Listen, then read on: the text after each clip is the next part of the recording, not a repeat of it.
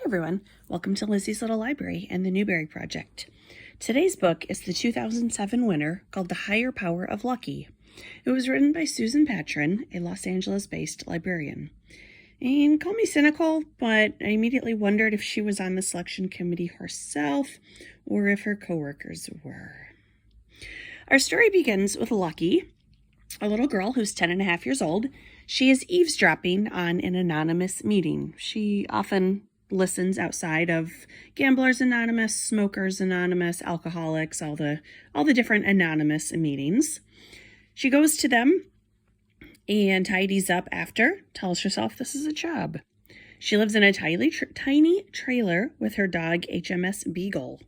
Her guardian is a young woman named Brigitte, who lives in an attached but separate trailer in Nowheresville, California.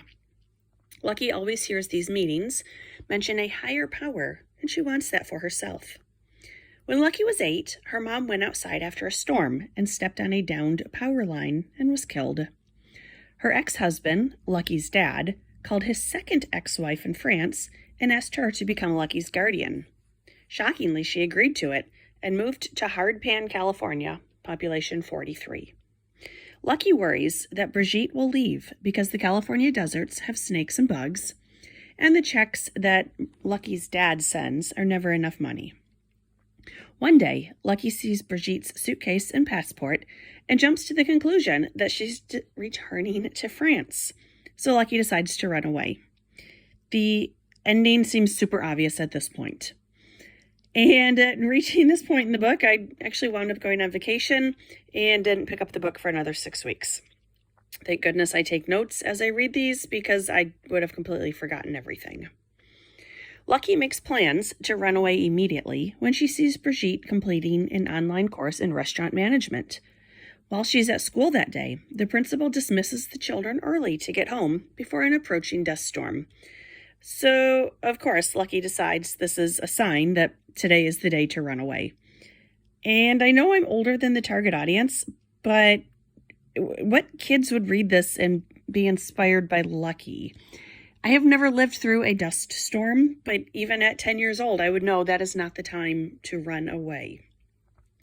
Lucky steals Brigitte's best dress and ponders stealing her passport to prevent her from going back to France. She also tells the little boy that his mom is in jail and kicks him out during the dust storm. Then she tells his grandma that she hasn't seen him. And Lucky is getting to Jessica Wakefield levels of selfishness here, and I don't like it. She proceeds to walk directly into the Mojave Desert during a windstorm. Her dog has the good sense to stop and wait out the storm, but Lucky keeps going and predictably gets lost. She had been looking for a dugout. The dog is waiting with the little boy, and Lucky takes him to the dugout. When she is found, she uses the rescuers as a makeshift audience for her mother's memorial and spreads Mom's ashes, as shown on the cover. Lucky and Brigitte return home and talk, and everything ends happily. The end.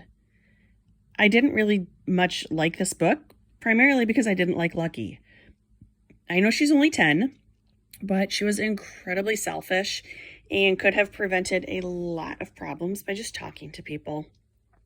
I didn't find her to be anywhere near as charming as, say, Ramona Quimby, who gets into shenanigans herself. If I don't like a main character, I generally just don't like a story. Plus, Lucky reminded me of Karen Brewer, which is never a compliment. So, it's interesting. This is the second consecutive book that won the prize that dealt with the death of a loved one and was experienced by a female protagonist. I thought the previous book, Kira Kira, was better than this one. I was looking at my book database, and evidently I also own a book called Lucky for Good by the same author. Goodreads tells me it's the third book in this series. I don't own the second book. I will get to it eventually. I'm so close to finishing the Newbery winners that I want to wrap up this series before I get to the honor books or the spin-offs. There were 3 honor books this year. All of the nominees, both honors and the winner, were women authors. This also happened in 2002, 1997, and 1995. The next winner is called The Graveyard Book by Neil Gaiman. I've been looking forward to that one for a while. This book was not lucky for me. I do not recommend it. Thanks for watching. Bye.